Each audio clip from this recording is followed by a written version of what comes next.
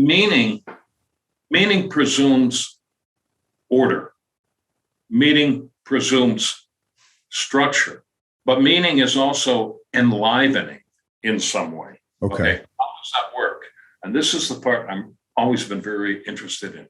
Works through language. It works through word.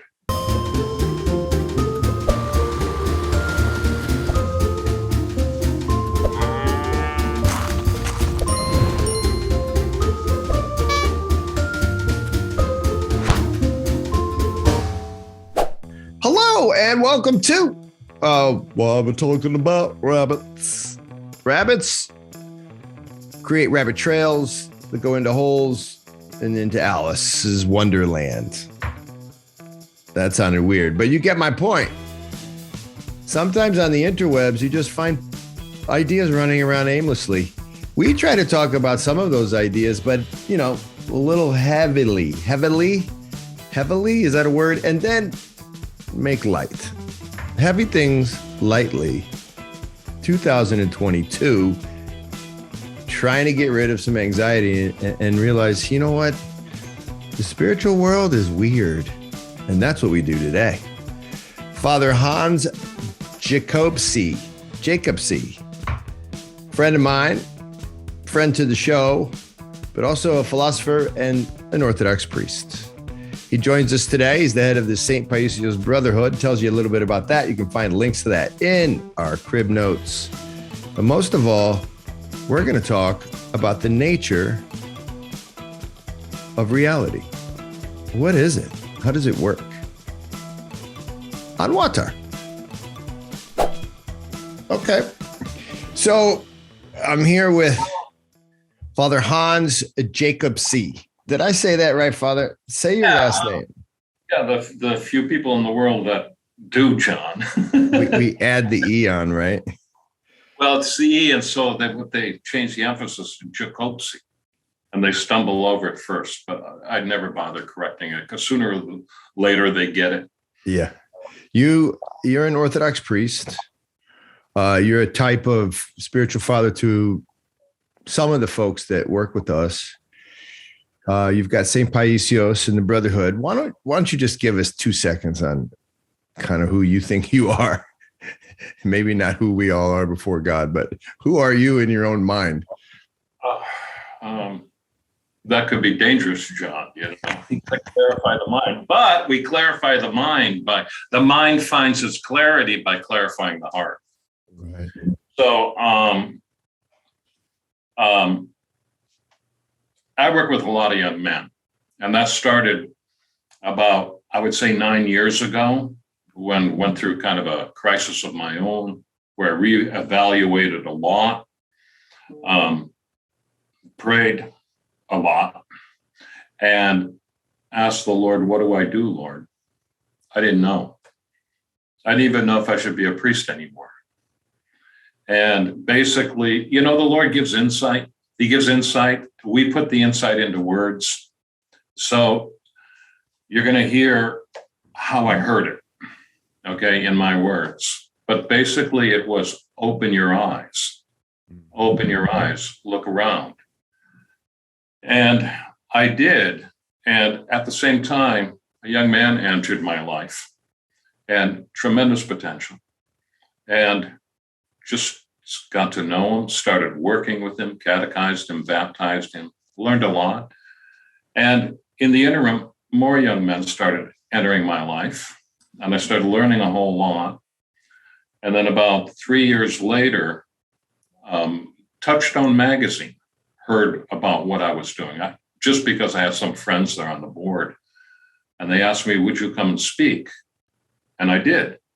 And it turns out that talk was very well received at the time, but more importantly, it went on kind of a slow viral among young men. And I started getting calls from these guys all over the country.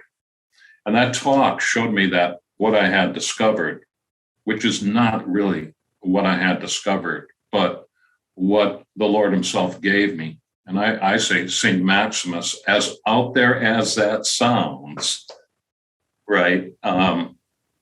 I realized really the power of it and how significant it was and what the need was out there. What's the need? What did you find? Well, what I found is there's a lot of ways to talk about this, Sean. I don't want to default to the psychological. It's easy because in the West now, we've lost spirituality, so we default to the psychological. Everything's an internal problem on all this and that. That's why I love the work that you're doing and the recovery of the old world, which is really the recovery of the spirit within the creation. I say the spirit of God within the creation.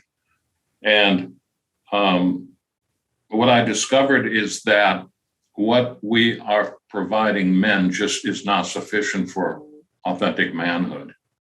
And so I summed it up in this. I started working on it because then I got other speaking invitations and that type of thing. Men need men to learn how to become a man. But true manhood, authentic manhood, is found only in Christ, because we become a complete human being, or we're on the path to completion, to wholeness, to authenticity, to real meaning. Only when we are in communion with our Creator. And what I love about our Orthodox faith is that our faith, you talk a lot about religion. I love that little talk about the ligament, that which binds all together, right? In him, by him was the whole world created, and in him all things consist, the Apostle Paul says. Well, that the embracing of God, the embracing of meaning, the embracing of truth, the embracing of suffering, the fulfillment and flourishing of human relationships, that's where meaning is found. That's what meaning really is. And Orthodoxy understands that, but Orthodoxy also understands that to embrace meaning, to embrace the Logos and see him in all of the creation is actually the positing of your own humanity. It's not a flight from humanity, it's the embracing of it. So it's not like we're floating away and embracing moralistic systems or paradigms or anything like that. What it is, it's a deeper entry, a real existential experience of human contact with each other and with God that actually reveals to you who you really are. So, and that's done in the context or in the process of practicing something like a liturgical cycle, or can you do that through words? Can you do that over a beer? What is it? All of the above. You can. It's so my focus is, I listen to Pageau when I can. I don't have many times to listen to pop. Jonathan Pageau. Mm-hmm. He's been on this show. Mm-hmm. I like your podcast a lot. I don't have time to listen to podcasts though, except when I go to Sarasota to meet with one of my spiritual sons, which we do at least once a month because he lives in Tampa. Mm-hmm, mm-hmm. That is my time to catch up on the Walker podcasts. So I listen to 3 or 4 of them in the span of like 6 hours. Driving time. So that's about 3 hours. They're very good. Okay, so you don't. Thanks for liking our podcast. Do you? It matters. I've known you for a long time, so when I hear you saying kind things, I'm always like, he also knows other things about me. We can talk about those things another time. But in liking there's something like an opportunity, right, with this sort of collapse of, or this, I think is an ongoing collapse of modernity. There's an opportunity to talk about old world ideas, structure of reality, the things that interest you in the brotherhood.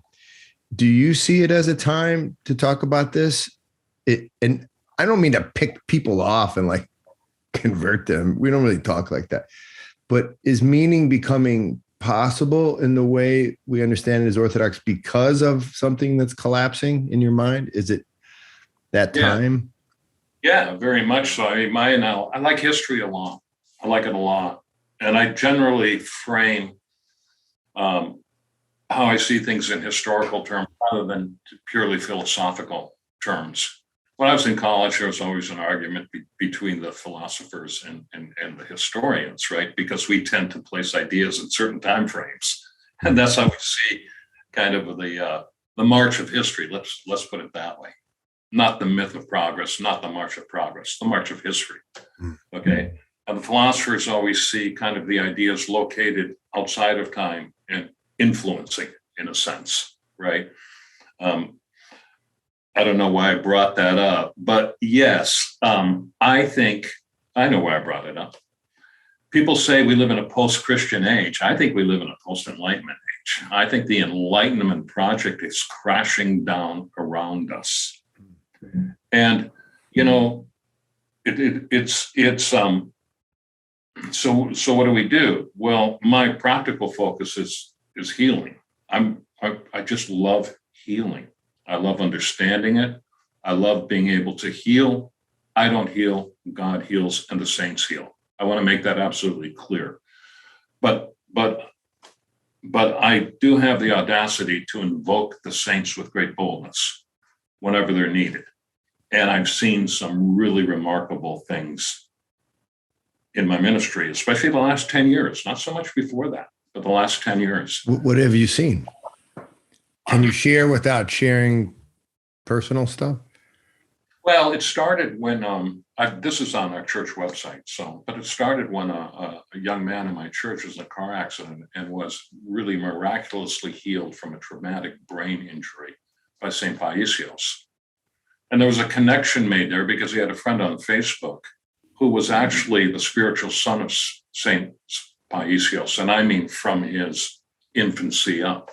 He lived in the village in Souroupi in Greece at the monastery, next to the monastery, and his mother always brought him to church.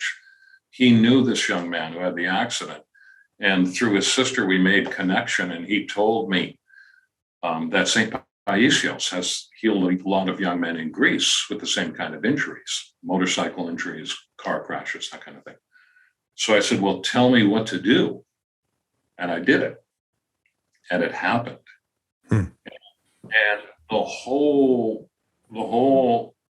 unseen world opened up. I've seen a few miracles before, but the whole unseen world and the immediate reality of it opened up to me by walking through that miracle.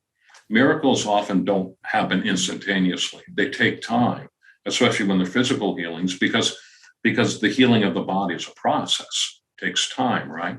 So I saw a lot and I thought a lot and received a lot of insight. One of them is that this notion that healing breaks the laws of nature. It's not true. It's simply not true. What healing is seeing what creation was like closer to Eden and what it will be in the kingdom of God, which is filled more with grace. Okay. Now, what is grace? Well, grace is the power of God, but obviously this grace itself has a structure, doesn't it? It knows how to heal. It knows how to give the body the energy to heal. I can't take this much farther than that because I can't claim to have any special insight into it. But I do understand what I see. And you know, if that's true, then the unseen world, the world of meaning, the world of grace, whatever you want to call it, right, has structure and it has order. In that sense, a miracle is just something that's already happening in reality, but we don't see it until it breaks through or something. Yes. That when we say it breaks the laws of reality, I question if those laws, even laws of nature, right. I'm not even sure laws exist. Those laws of nature. I think sometimes we apply Copernicus to the moral and spiritual life, as if there's a metaphysical body out there somehow that connects. Wow. It's not like that at all. That the world that we don't see is intertwined and works through the world that we do see. You sent me something that I found very interesting that Matthew Peugeot wrote about the materialist view, the modern view. Let's say it's matter and energy, but the biblical cosmology is matter and meaning, and matter exists in order to make meaning manifest.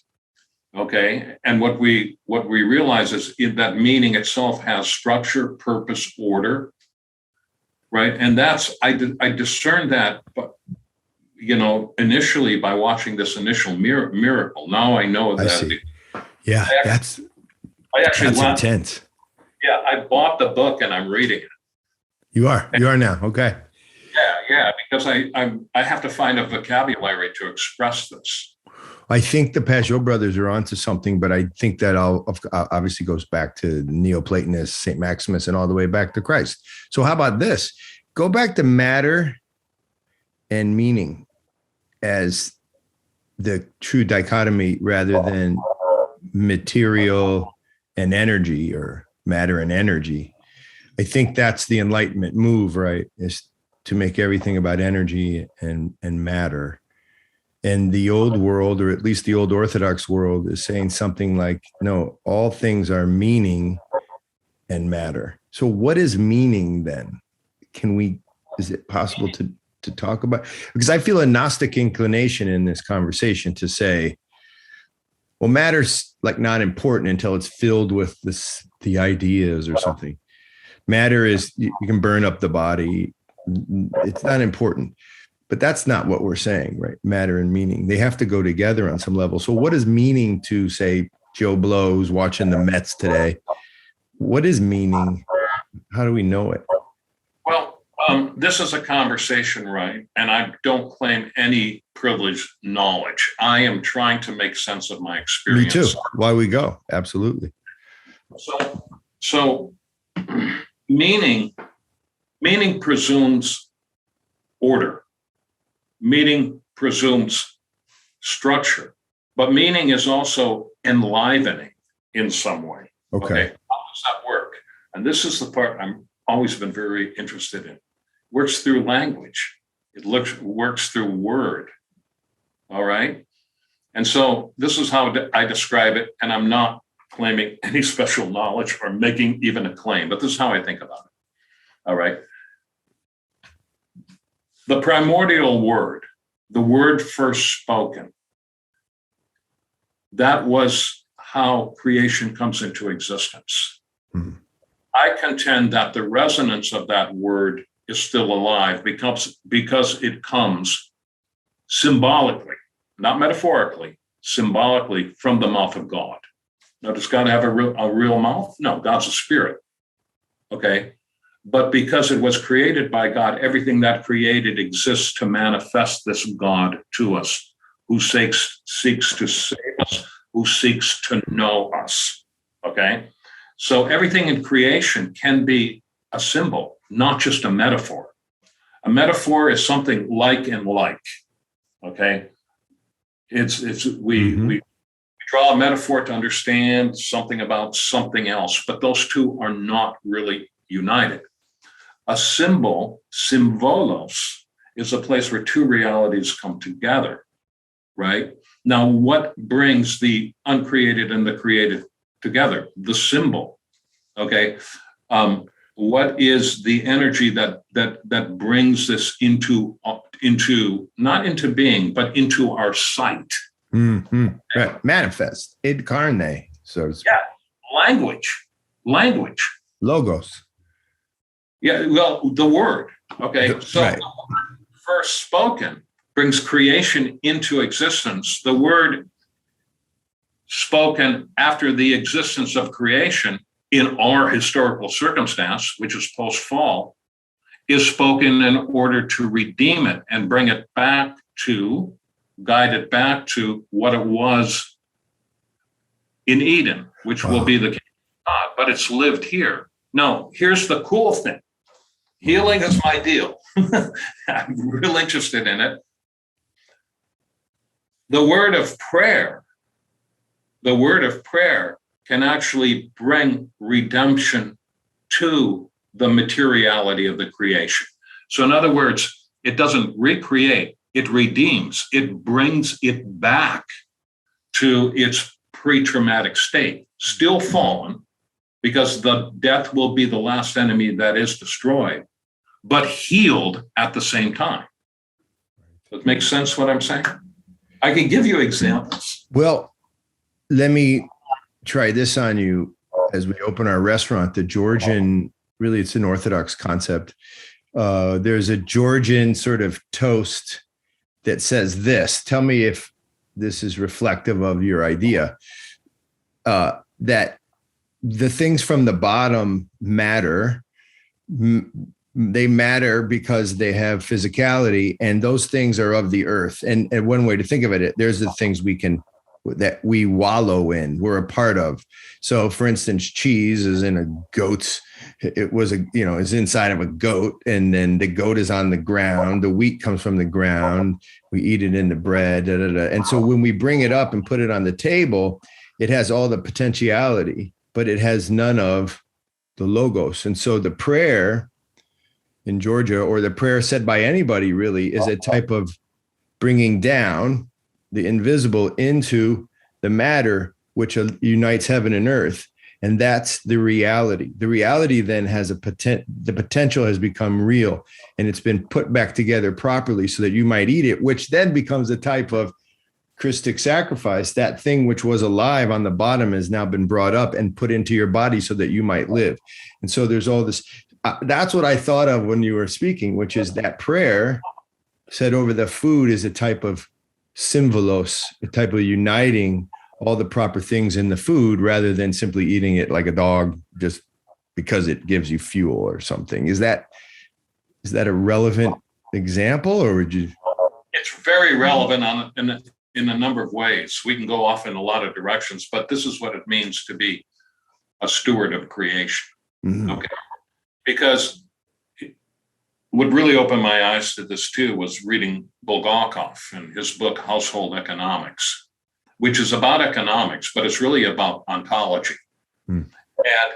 And your Georgian Toast, I think, natively understands this point I'm going to make, which I discovered in Bulgakov, which is that as man is posited fully in the Logos, his communion with the Logos, nature is posited in communion with the man. Mm. Because your toast is indicating a fundamental relationship between nature and man. Okay, the goat, the cheese, the food, right? And what is fundamentally actualizing that, meaning bringing it into our awareness of the true nature of reality of that piece of cheese. All right. What's the word, right? It's the toast made. That's right. Yeah. And that's why it matters that you pause and produce the word. Now, here's a question I know a lot of people would ask, and let's ask you, an Orthodox priest. Is it certain words? Could it be Hindu words? Now, and again, this isn't a black and white answer, but I don't imagine. But what would you just initially think about that? Does it matter? It feels like it matters. I think it depends on the context in which you speak. Okay, so if I'm reading the healing prayers for somebody, I pull the prayers out of the prayer book, which are the prayers of the fathers. Now, why do I do that? Because they're time tested. They're time tested. The very fact that my fathers in the faith have put this book into my lap, and I don't mean the fathers living now, but I mean centuries and centuries and centuries back. Right. Ancestors. I mean, that's the evidence. That's the evidence to me that these prayers are efficacious, that these are the words to be used. Okay. But whenever I pray those prayers, but I always say a prayer of my own at the same time, at the end. That's also very old world of you, Father, in the sense that, say, for the Bambara in West Africa, history is its own proof. So the fact that you know about, say, Sundiata, who was a type of king that everyone knows, but the fact that you know about Sundiata is evidence that Sundiata is of import because he sort of made it through the gauntlet of retelling. In other words, there's something mystical and proper and true about the process of history itself. So that to choose the fathers in and of itself is demonstrating a type of evidence that they have import in reality, not just in your own mind. They made it. That's a very old world understanding of history.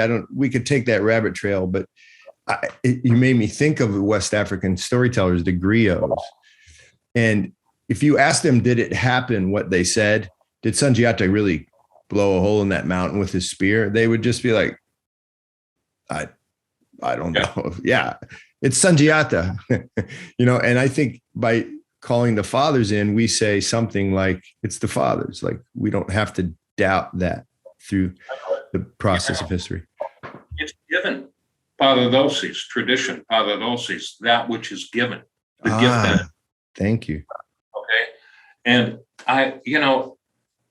I'm so grateful for it because it's there.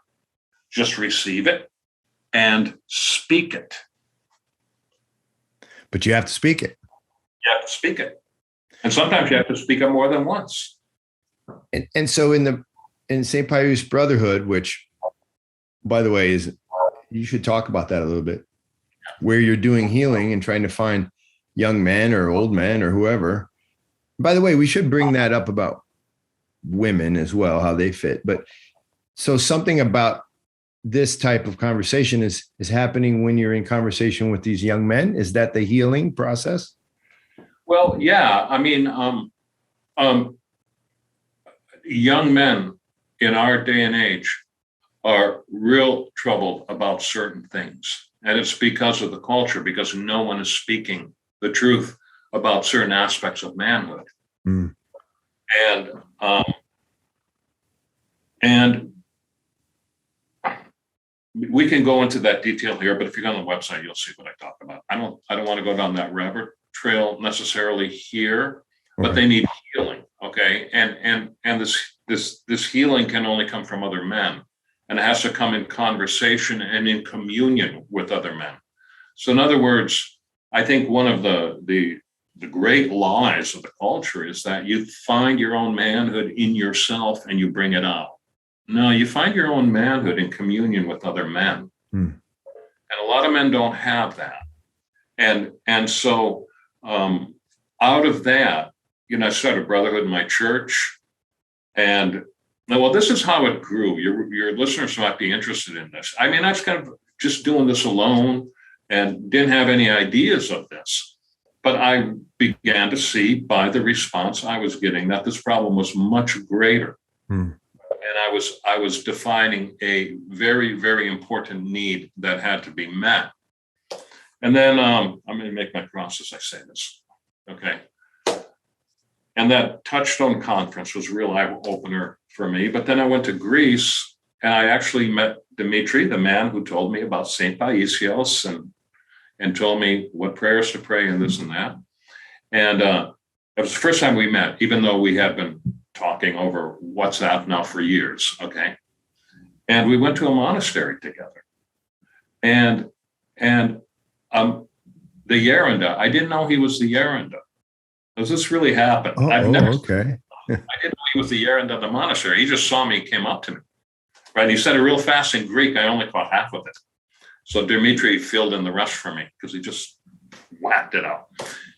He goes, you will bring many young men in America to the Orthodox faith, and St. Paisios and the Theotokos are going before you. Whoa, what do I do with that?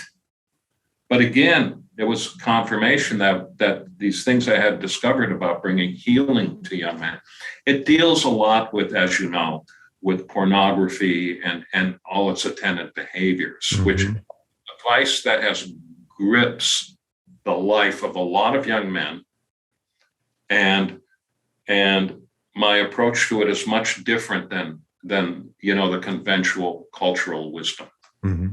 I see it as a subverting of creative desire in the male, subverting of man's creative prowess into sexual energy. Sexual energy itself is creative. I see it as a blessing from God, right? In other words, I'm not a Puritan moralist. Okay. Okay. And yeah. What needs to happen is that creative, man's natural creative prowess, his power, his energy, his desire to create. It's very deep in a man, in a male. Okay. It's deep in women too, but their manner of creation is different. We'll talk about that some other time. Okay. But that gets or maybe in a second, but go ahead, keep going. I like this. But that gets channeled into sexual desire and thus in enslavement to pornography, self-abuse, this and that. This is the way young boys are raised by culture, if the culture raises your boys. Okay.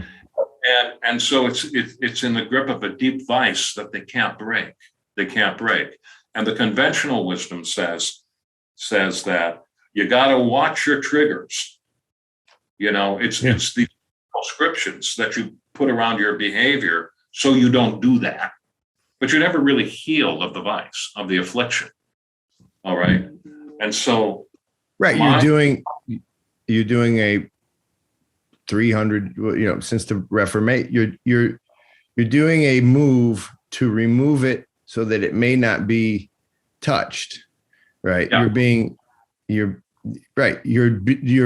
applying a moral sort of system to keep the bad stuff away from the good.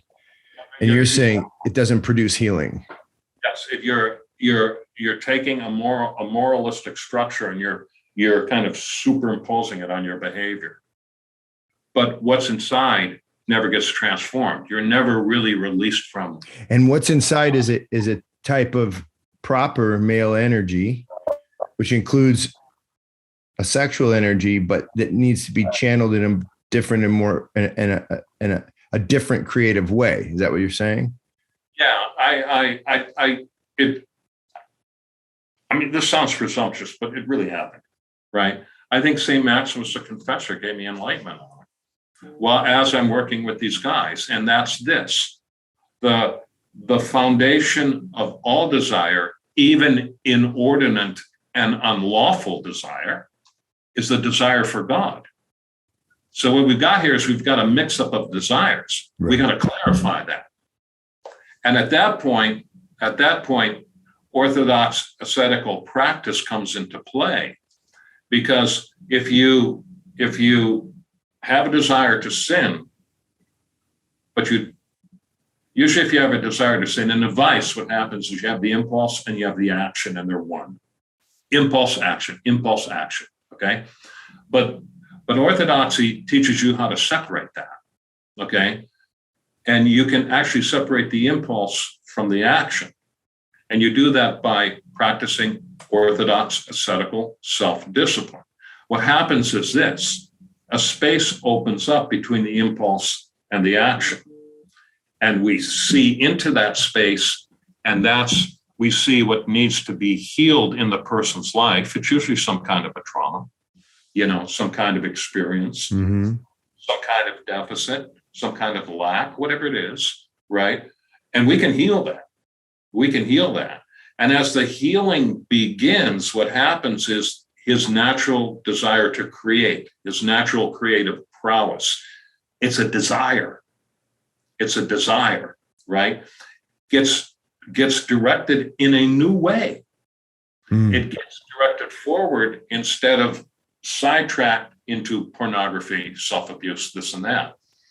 And this is where it's beautiful to see. It's like a new creation. I see with my own eyes. I love this. What happens is he starts working with his hands. He starts creating. And the desire is gratified through the work rather than the false promise of illicit sexual gratification. Okay? Mm-hmm. At that point, the noose awakens. The noose awakens.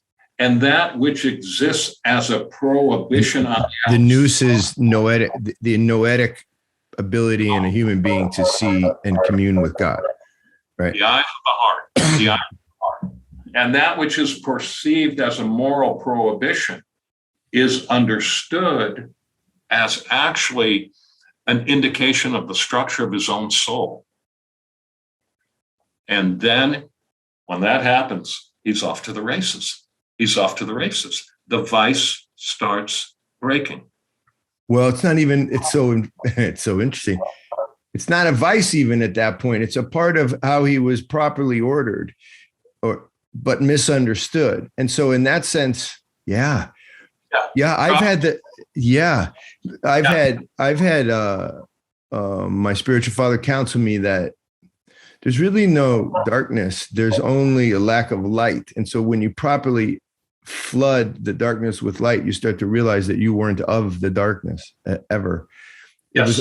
You were just unaware of telos, of purpose. And then suddenly the purpose becomes clear. That's so fascinating. So in that sense, meaning, he begins to see. Yeah, go back to the meaning. Exactly. Yeah. See, he begins to see. This is what I tell him when I first, I said, no one desires your healing more than God. First of all, they're really surprised when they say, you need healing, man. You need healing. Instead of this moral judgment, you're a sinner, man, and this is just, you're a dog. Basically, that's what they hear. Okay. But that's where that moralistic, puritanical imposition, that's what it teaches the man, right? It's a residue from, it's a cultural residue from Calvinism. Mm-hmm. Is really what it is, who codified, Christianity into a system and desacramentalized all of creation, including the human person. It had great cultural import, right? Yeah. And it's the rationalization of religion because of the Enlightenment. We're not in a post-Christian age. We are in a post-Enlightenment age. The reason that we see these Christianities dying is because they were rationalized. Yeah. That's why they need to die. Wow. Anyway, see, and anyway, so the human soul, just like the body, the human soul has structure. It has structure. And so by the follow me here, by the application of the discipline, it enables light to come in, and the light reveals to the man who he really is. And this is what I tell every guy. As I said, they're surprised to hear me call it healing, but I say no one desires your healing more than God. They go, really? I go, yeah. And I said, the most exhilarating journey a man can undergo is the journey of self-discovery, is movement into the light, because the movement into the light is a self-revelation of being, of who I am. Now live it. And they do. What would you say to a modernist, even in the Christian tradition, Protestant, who's saying, but where's some evidence of this? How do you deal with the question of evidence when you're doing this type of work? I say the evidence lies within you. It lies within you. If there's any measure of self-authenticity, you will see in yourself that desire is not gratified. The suffering that comes through sexuality, I deal with a lot, okay? But there's a reason why it's these problems manifest themselves sexually, because sexuality is fundamentally a unit of energy. Okay, it brings together body, mind, and soul. It's just that if it brings it together in an illicit context, it can't aid to the deepening and the healing of the human person, of the man. Sex is a unity body, mind, and soul. But what makes it, why does the illicit part of it, and I guess you're talking about outside of marriage or in a pornographic situation, or why does that render the unity impotent, illicitness? Because the structure of the soul and the structure of the body are meant to be harmonious. I mean, the residue of the fall here, the effects of the fall, is actually a fragmenting and a fracturing. Redemption is the bringing back of that, bringing it back together into a wholeness. And so marriage is the whole, is the symbol of wholeness. And so if sex takes place within that symbol, within that context, it's taking place as it's meant to, which doesn't make you bad or good.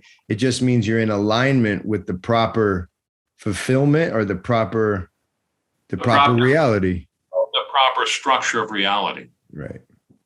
That's what it is, of which fulfillment is a part. Well, what do you say to someone who says, yeah, it's just rationalization for your rules so that you can create order and tell young people to stop having sex? You're just afraid of sex. I don't engage those kind of arguments anymore, or those kind of discussions anymore. Okay, because these to hear this and to be, if it resonates in your soul, what I'm saying, then I know you're listening, and you have some sense that you're a human being. You have some sense that their order exists. And I've got to find the purpose and meaning that sense of ordering implies.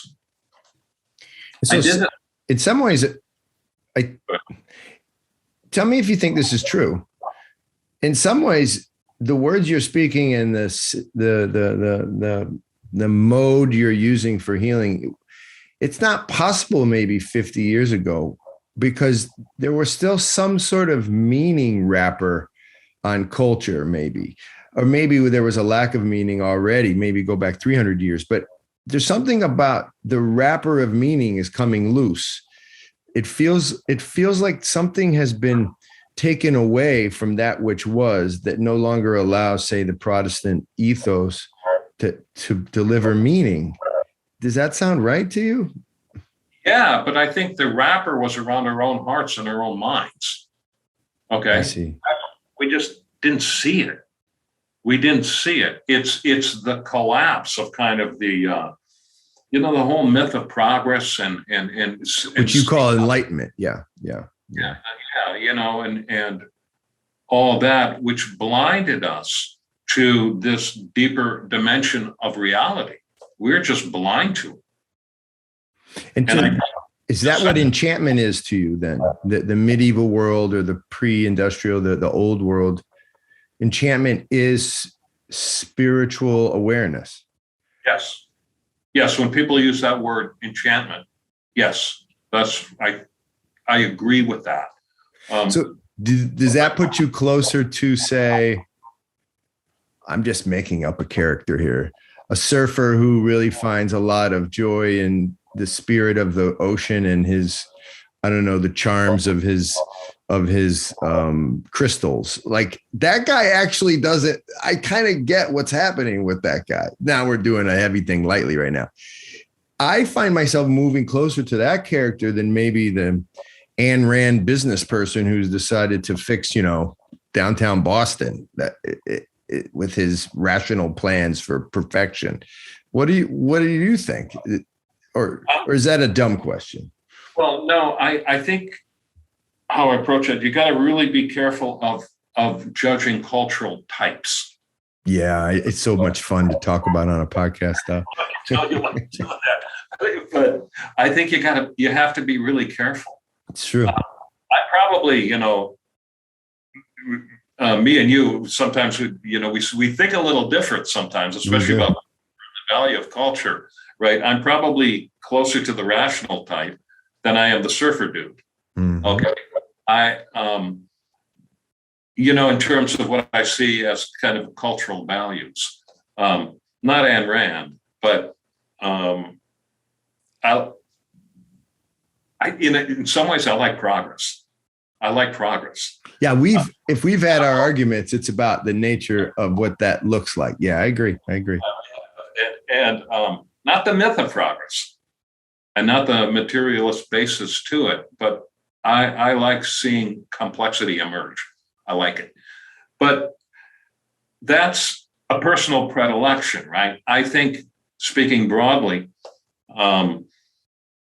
that we've got to really be careful about cultural types and them embodying a particular meaning. As you were talking about the surfer dude, I probably would have a harder time talking to the surfer dude than the businessman myself. But what is the common denominator between both? Okay, if both are aware of their suffering, their internal suffering, and that suffering is compelling them towards the search towards meaning, I think we can have a conversation.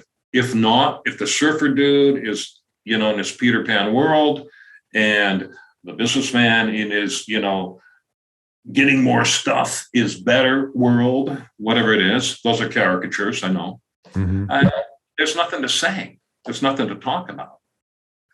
But if they're suffering, there will be, if there's an authentic search, there will be a measure of suffering, because the suffering is a suffering over the fall, over the disorder, not in an abstract way, but in a profoundly personal, existential way, where you become aware of the effects of the different defragmentation in your own body, in your soul, in your relationships, right? Then we are on the right road.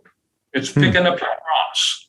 Okay, let's use a symbol, right? Picking up the cross, because at the center of reality, you go down deep enough, right? And you come out and you begin to see the spiritual world. You'll see that the point of the intersection is always a cross. And so this is something we talk about on our website, creation, right? Creation is the result of sacrifice, or all creation begins with sacrifice. Yeah, I know. I love that. I see it on the website. And so sacrifice. You would call that something like spiritually accurate in terms of reality. That's the way the world is laid out. Laid out through joy, through the cross, joy comes into the world, as it says in Holy Scripture. There's no way that one can move into meaning without embracing the cross, without enduring some kind of suffering. It's the suffering that enables us to actually, it's the suffering can be a mercy. I'm not glorifying suffering. We have to ease suffering in the world wherever we see it. But suffering can be a mercy, because sometimes it's the suffering that lifts up our highs to higher things. Right. There has to be more. Interestingly, it's a prediction of mine that we're going to see a lot of young men come into the Orthodox Church, because they intuit this. They intuit what we're describing, all right? And they know it's not in the rationalistic, this is how you everything's laid out for you. But most of them come in out of the pain in their souls. Like my catechism has completely changed, no more orthodoxy in 10 easy steps. A lot of guys have no religious background at all, although they have profound spiritual experiences. Polemics, there's no need for polemics. They don't question whether God is real. They want to find him. Okay? So a spiritual experience it seems that everyone is having spiritual experience. Anybody, no matter what you call yourself or say, how would you characterize a spiritual experience? You mean, how would I define it? Yeah,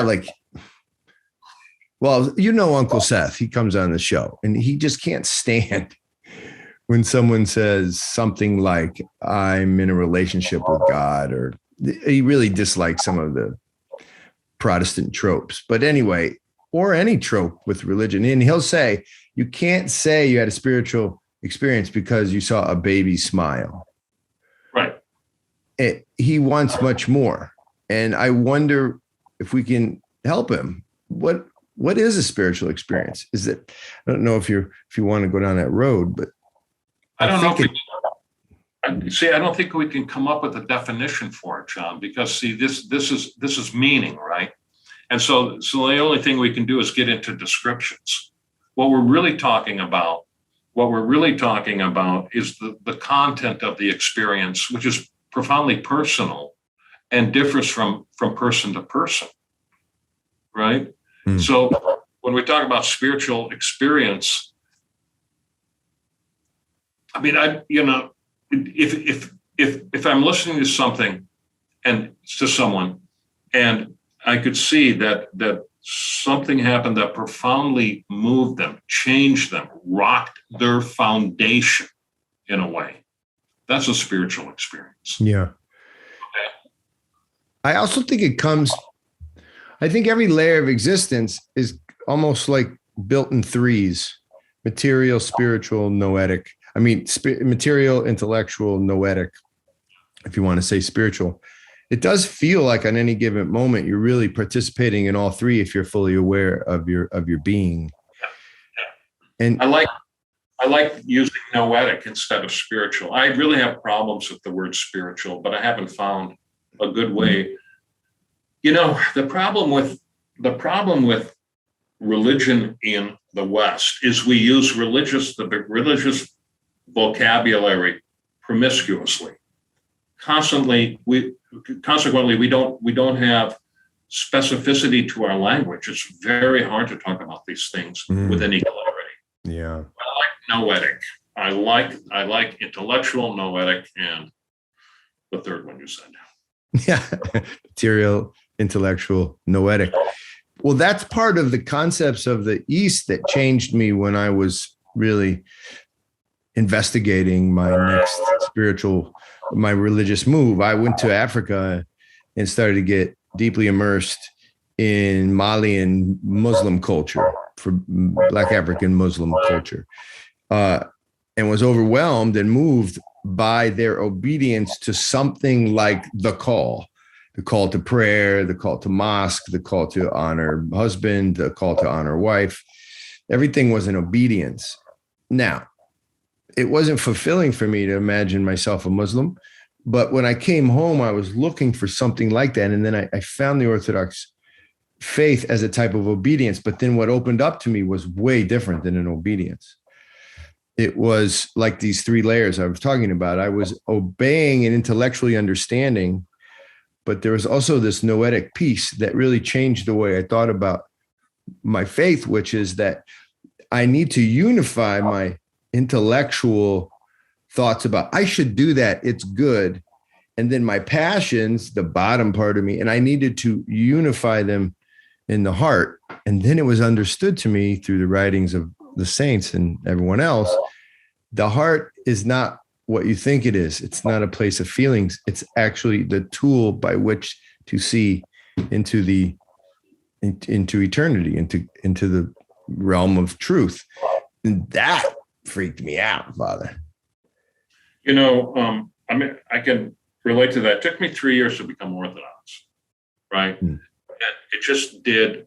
Some of them were personal reasons, but some of it too was that I had to let go of, because I saw the problem was rationalism, right? I had to be humbled. I had to let go of the notion that somehow it needed to be proved to me, right? And you know, that I'm going to be the judge of orthodoxy. It took me 3 years, right? But God's merciful. And I realized, oh, my problem is the rationalism. That's my problem, right?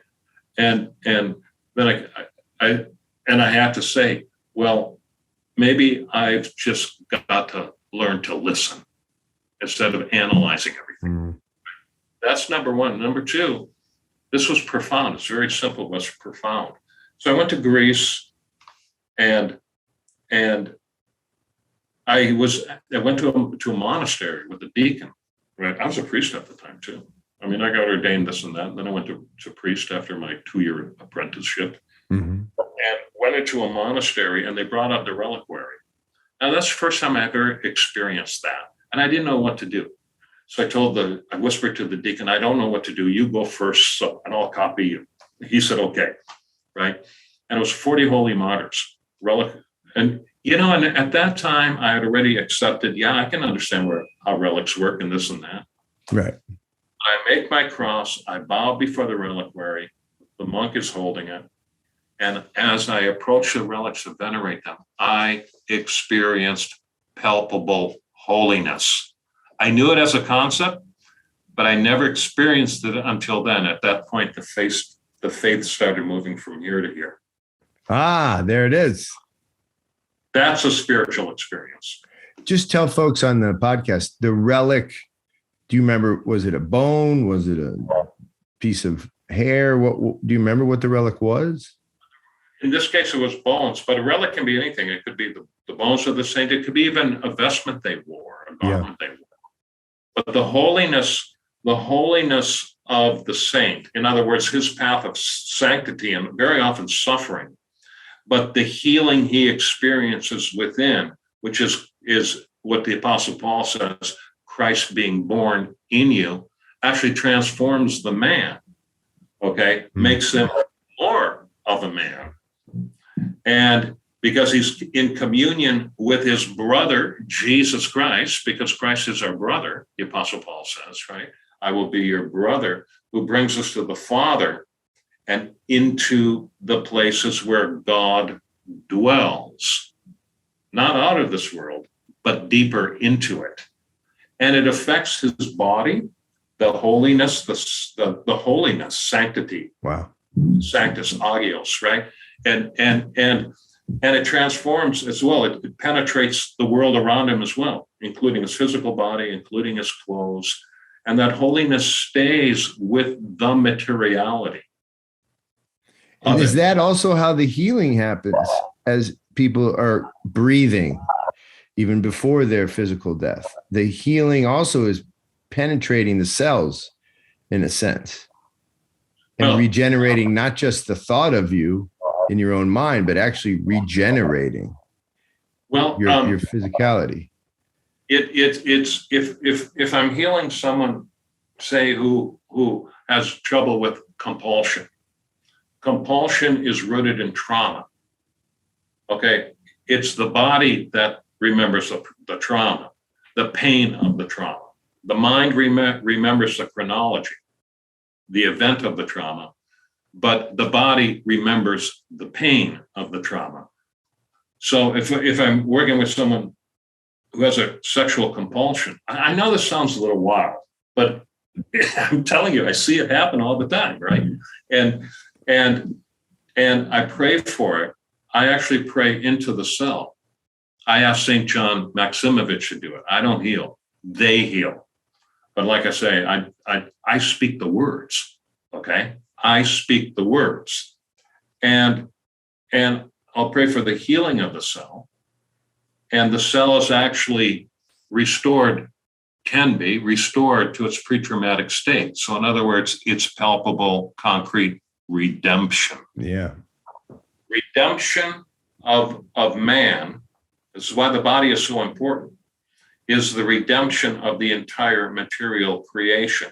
As man heals and lives more in his Savior, the creation will follow. You know, the creation groans in travail, is the Apostle Paul, waiting for the manifestation of the sons of God. The more we become his son, the more we experience this healing, but this healing spills out into the rest of the creation because we are the stewards of the creation. We're connected. We're connected. St. Maximus the Confessor, man is cosmos, right? Or that the book written about him, man is cosmos. I ask people, I play around a little bit. I do this in sermons sometimes. I say, what's the center of the universe? Where is the center of the universe? I ask them. You know what the answer is? The heart of man. Yeah. The center of the universe is the heart of man. Because it's in the heart of man that the connection between the divine and the material, okay, meaning and matter, it can be manifested in the creation. And that's both metaphorically true, right? It's true in this with the type of spiritual physics, and it's true even for followers of Copernicus. And here's what I mean. It doesn't matter what we see in space, what rotation a planet is taking. In and of itself, it exists and does that. It matters that is a type, a symbol of, right, a form of reality of what already exists in us. In other words, it's a fractal unity. What's happening out there, quote, in space is happening here. And the question is not really whether it's happening out there, which it is. It's that it's happening in relationship to the greater happening, which is the what you call the spiritual, the structure of reality, right? Am I making some sort of sense? Or yeah. Because you wouldn't say it's not happening out there, that there isn't a cosmos, but the cosmos is one aspect of the cosmos within. Yes, and here's the key point of that. Now, people they'll hear that and they want to start drawing diagrams, all right, and congruent diagrams. That's what they want to do. Okay, then we can understand everything. No, but that's not the point. The point is that the non-material, the meaning, manifests itself through matter. Okay, matter exists to manifest the meaning. I have to give Matthew Peugeot kudos for giving me this language to manifest the meaning. But now think what man is. Man is both of the earth, okay, and has within him the breath of God, which is, I'm going to start over. Okay, man doesn't possess this. Man doesn't possess this. When Adam comes out of the depths of the ground, okay, the stuff that was spoken into existence, okay, and the Father said he actually, when the Word, we know it's the Word now, the second person of the Trinity, did the breathing, but it was Trinitarian in its complete nature. He breathed into its nostrils, right, and man became a living soul. So man becomes a living soul. So he becomes the stuff of the earth, okay, that which was spoken into existence, but also with the soul created with the capacity to receive the things of God, all right, which is, he becomes, in a sense, the revealer of that meaning. That's what he does, because the meaning is the energies of God. Right. Source in God. And so man becomes the speaker.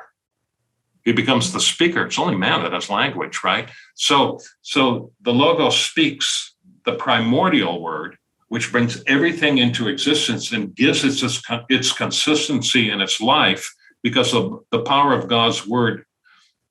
His word can never diminish in power, because there's no depletion in God, right? But now man, because he has the capacity to receive that energy of God, he's a maker of the meaning, a revealer of the meaning, right? What he does is he articulates that meaning within the creation. That's why Adam named the animals, okay? So after the fall, that word, he still has the power of that word, of that creative prowess, okay? But it's towards the redemption of the world, to bringing it back to what it was in Eden.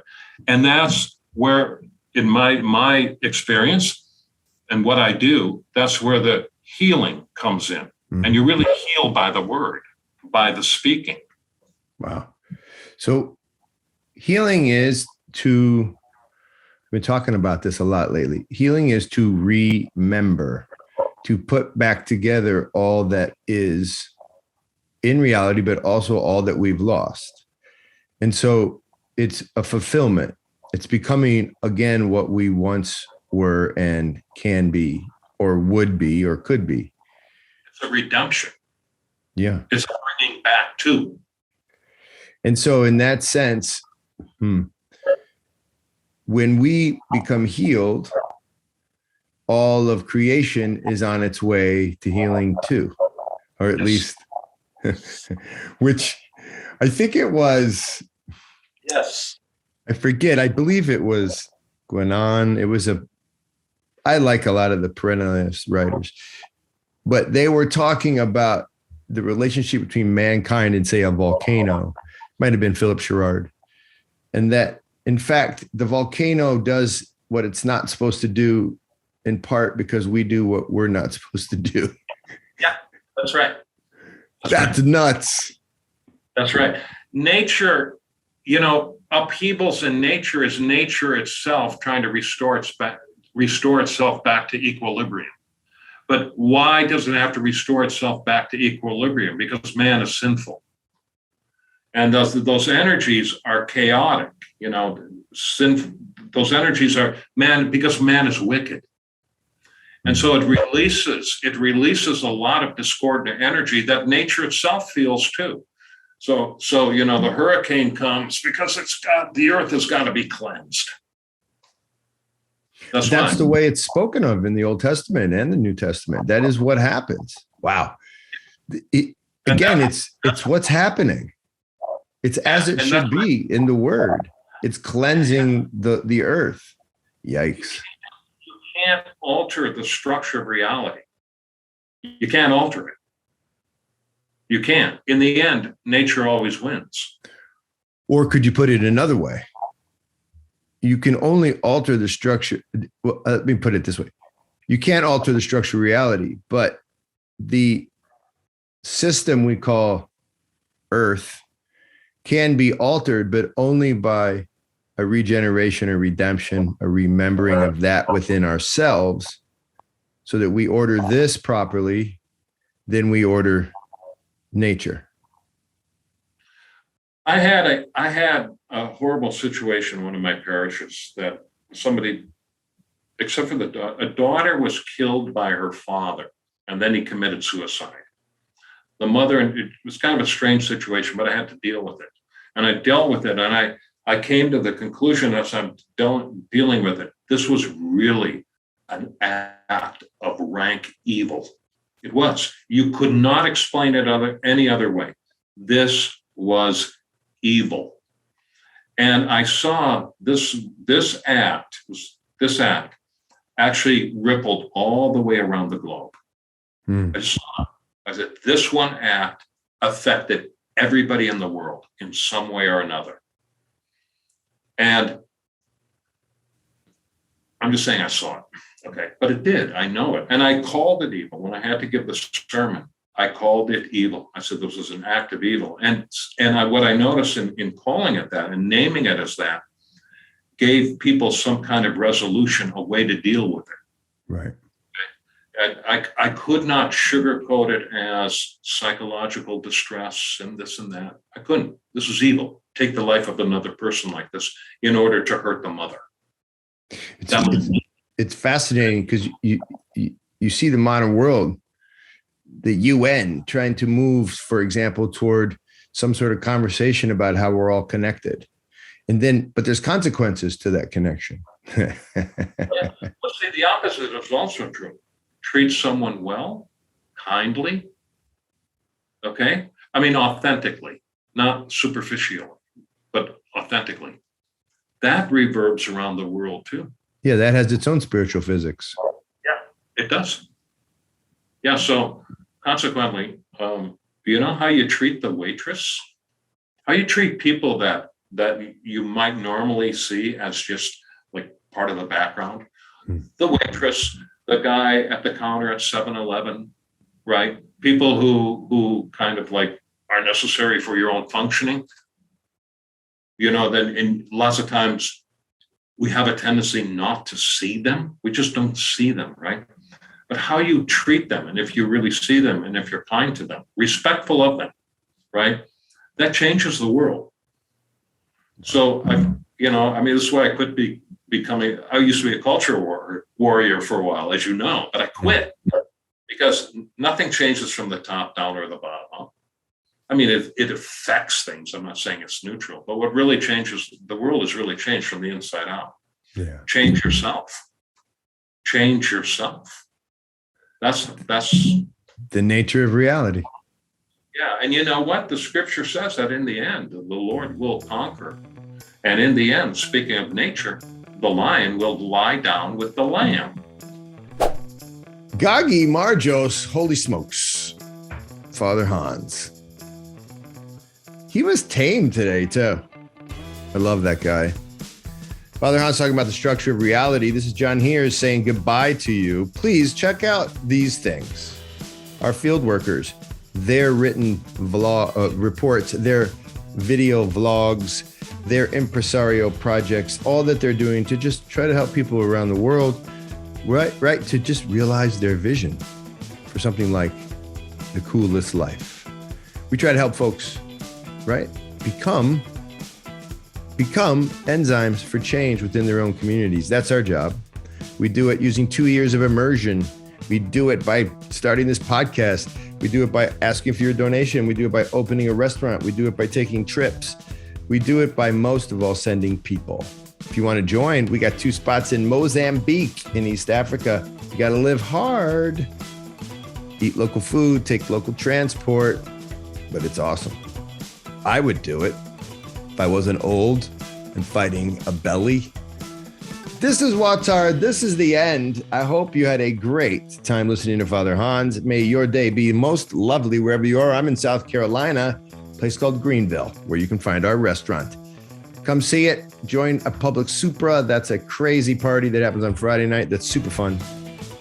And it is a community builder. So come to Watar. What? Come to our restaurant. Talk to Watar people. Join us at First Things. www.first-things.org. Au revoir.